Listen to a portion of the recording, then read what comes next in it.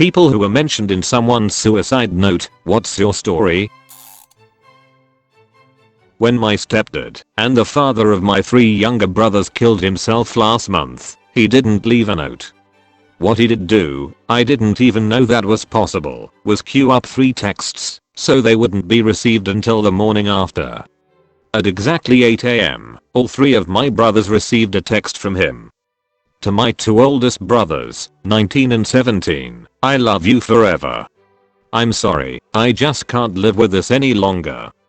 To my youngest brother, 13, you are a very special boy and I'll love you forever XX.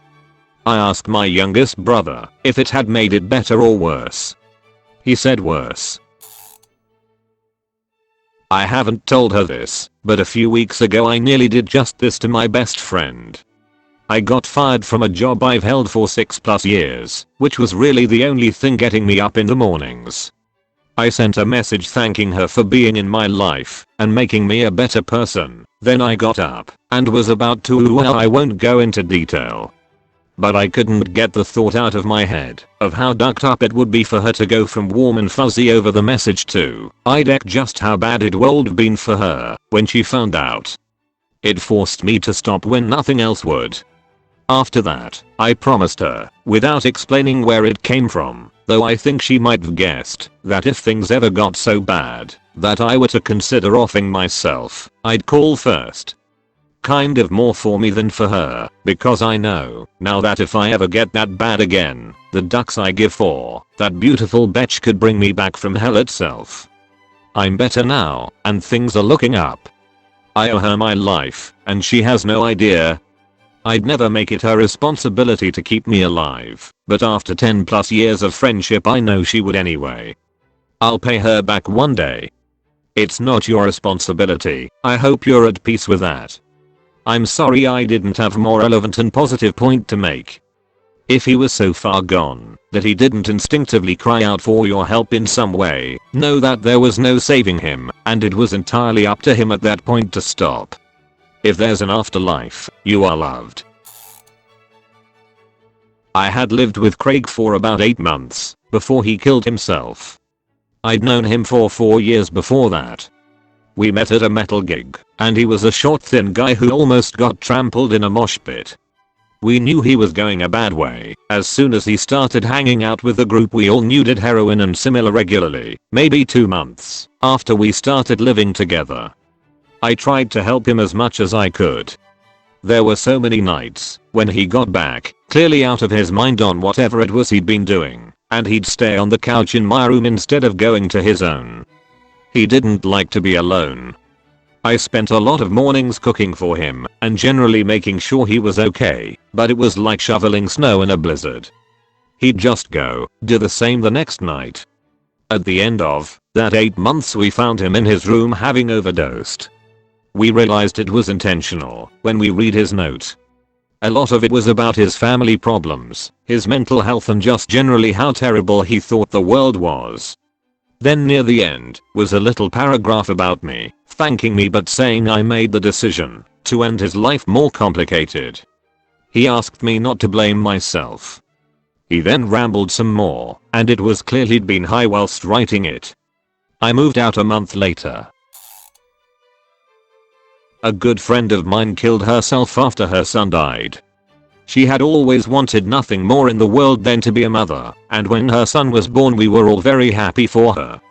2 years later, he was diagnosed with a rare genetic illness that was some kind of muscular dystrophy. It was a very slow, very painful process and there was nothing she could do, only watch as her son slowly lost his just newfound ability to crawl, talk, and eat. After a year he was connected to all kinds of hoses keeping him alive. She had to feed him through a tube, his breathing through a oxygen hose was weak, and he looked miserable. After 2 more years at the age of 4 he died. We attended his funeral, we talked to her, and through all this, she seemed so strong. She never let anyone see her weakness. But on the funeral day, she broke down and cried and told us what hell she had been going through.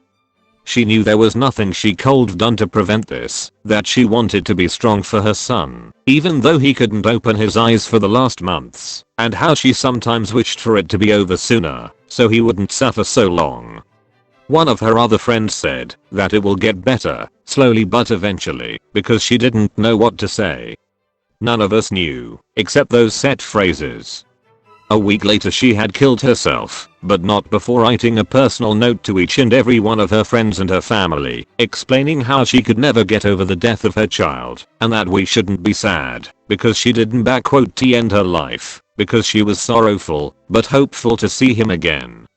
We try to meet every year on her death day in a pub we used to drink, it's been 6 years since then. Don't forget to like and subscribe to get even more awesome content. Come on, it just takes 1 second.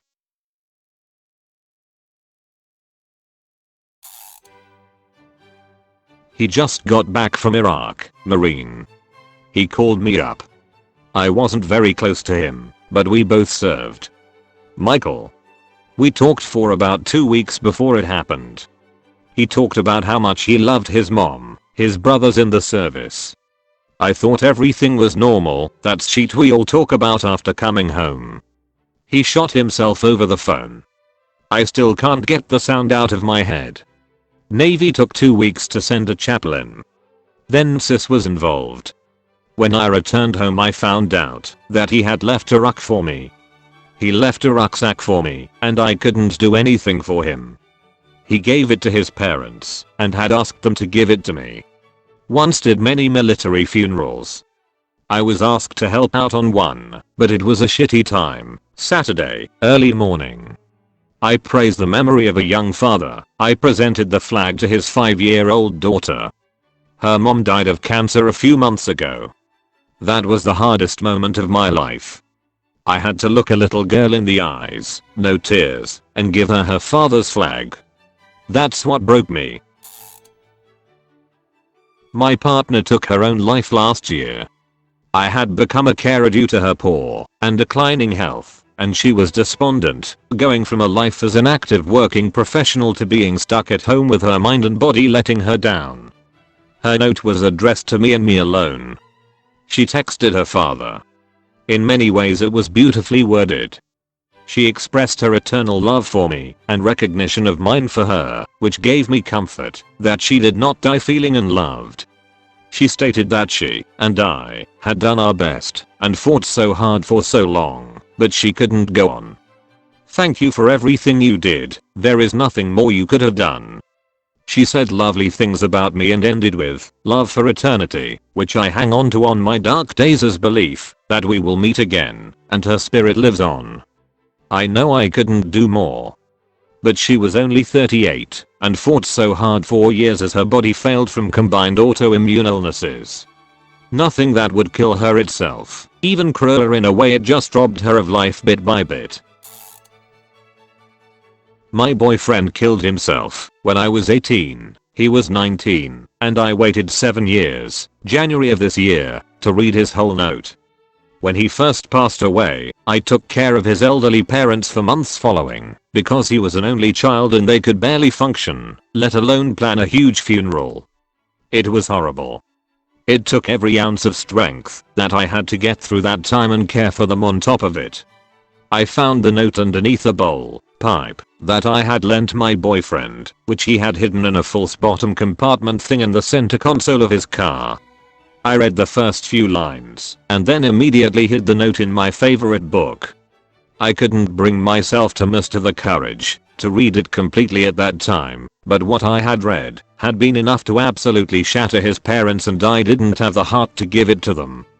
I kept it for years, and with each year that passed, I held on to more and more guilt. I completely spiraled downwards after the funeral, drinking heavily, putting myself in danger, and avoiding the world. I moved halfway across the country, maybe to start fresh or maybe to run away, I don't know. I kept the unread note, it weighed heavily on my bookshelf for years.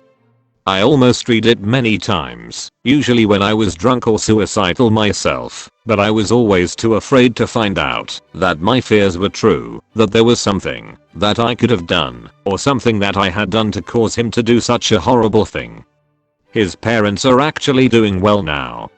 They're selling the house finally, they got a dog, and are more actively involved with family and friends. I love seeing them allowing themselves to be happy when I know that they are still filled with a terrible grief. I'm not sure if I did the right thing by keeping the note, but after reading it, I'm certain that they wouldn't be the people that they are today if they had read what their son wrote about his life and about them when he was at the lowest point imaginable. My girlfriend, she's obviously not now, but I'm not sure what to call her anymore, killed herself in January after we argued about something trivial. In hindsight, I wish I stayed in instead of going out with some friends I hadn't seen for a while. I compromised and said I'd come and see her earlier, but that wasn't what she wanted. I feel so bad for it now. So, I'm out with my friends I do not see often now due to being in other cities, and I'm quite mentally ill, so it's hard for me, but isn't it for everyone these days? I get a text off her mates saying that she's slit her wrists and her mates also add the "it's your fault." She'd left a note blaming me and saying I caused it. Her parents are being kind to me and we talk sometimes, but I keep thinking she'd still be alive if she didn't date me. Her friends keep texting me and reminding me it's my fault. I've been planning my own suicide as a result. Around May 2 years ago, my mother tried to commit suicide and I remember finding the note after I found her. When I went to find her I thought she was somebody trying to break into our house, so I went and grabbed a knife. It turns out the noise I heard was her body flopping against the door. I ended up being able to make sure she was okay, but I think what killed me most was her note. She stated that my 2 sisters and I were all she had, and, since we were growing up, she didn't have us anymore. She wanted to leave this world so badly. My amazing cousin killed himself when I was 16. He was 26. We found the note a few weeks later. He'd singled out immediate family members with a love/goodbye note. No one else except his 4 siblings and parents. Then there was my mum, my brother, and then me at the bottom. "You're going to grow up and be amazing. You're going to be a star. You don't know, wait till your fav person in the world thinks the world of you, and that's the last thing they think before they die. And you have no idea how to live up to it." Haunting and inspiring. You don't forget it. Not really a suicide one, but a end life goodbye one. He was sick and almost got through it, but at the end with weak immune system, cold was enough to get inflammations on everything. He was almost 18. Till this day the perfect person for me. And most important of all, the only real rock I had, who was there from the moment we first met. He wanted to make me laugh. He always did that. Made a few jokes.